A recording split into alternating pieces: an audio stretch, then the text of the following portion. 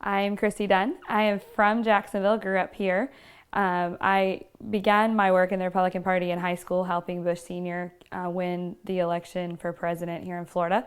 And then I moved to Tennessee, and there I was able to work directly with the Republican National Convention. I helped get Bill Frist elected. He is the Senate Majority Leader. The primary voting is really, it's a numbers game. It's a matter of reaching out to the people who are most likely to go to the polls. And it's a very small segment of people. So we get kind of bogged down in this discussion about like who's the best debater and all that kind of stuff. But when it comes down to it, that doesn't matter nearly as much as touching the people that are actually going to go to the polls and vote. So what I referred to earlier is you have to have a personal connection with those voters. That means that maybe standing on the corner waving a sign isn't the most effective way, because people may not remember that, but they are going to remember you calling them, asking them if they were registered to vote, asking them if they had decided who they were going to vote for, or knocking on their door and handing them literature. They're going to remember those kinds of things. So it's extremely important in any campaign that you work, not just this one, but anyone that you work to spread the liberty message, that you touch those primary voters and you encourage them to vote for Ron Paul and to actually have that interaction with them. It's the only way that will actually get them to the polls. In Jacksonville, it's been really neat to see the way that people have begun to respond to the liberty message.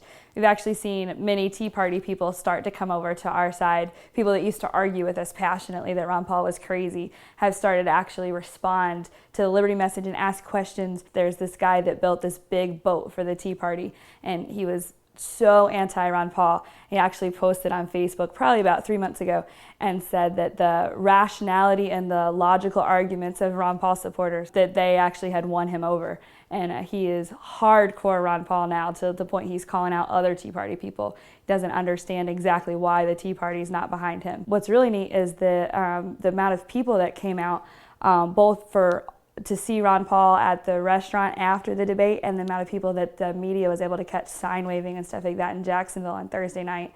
The media here said we had almost 1,000 people. A lot of us hear that Florida is a stronghold for the establishment. Tell us a little bit about that and what you're up against.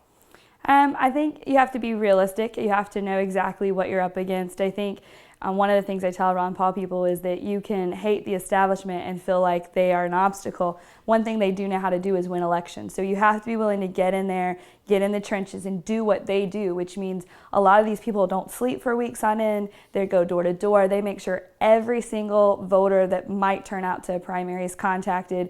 They're not scared of the phones. They get as many people as they can calling constantly. And they're very passionate. They're passionate in a different way a lot of times than Ron Paul people. So we don't really take it like they're as serious as we are, but they're every bit as serious. And a lot of times they're more successful because they do the activities that a lot of times Ron Paul people are kind of scared to do. I think the other thing is learning how to kind of work within that structure and know that you have to be able to have friends, you have to be respected, and if they don't respect you, if they don't like you, they don't really care what you have to bring to the table. They don't really care about what your opinion is. So it's kind of trying to be honest and be open and transparent and still be able to build that relationship so that they come to you when they need your help or they need a big turnout. One of the things they do in Jacksonville that's really cool, anytime they need a big turnout for something, I'm one of the people they call, because they know that if they need people to turn out for an event, Ron Paul people will be there. So it's kind of a neat relationship, but it's definitely that tug of war between wanting to tell them how crazy they are for not liking Ron Paul and trying to keep that relationship open. But I think the only successful way is to work within the structure that's provided. I don't think that it's impossible to gain a stronghold there if we're willing to play by the rules that are in place and understand that just like we try as Ron Paul people, we try to tell other people they need to adhere to the Constitution, and that needs to be kind of our foundation. We got to play by kind of the same rule book. It's the Republican Party's way they do things, and in order to actually get in there and make a difference, we got to play by their rules. Click here to donate to support efforts to elect Ron Paul to the White House.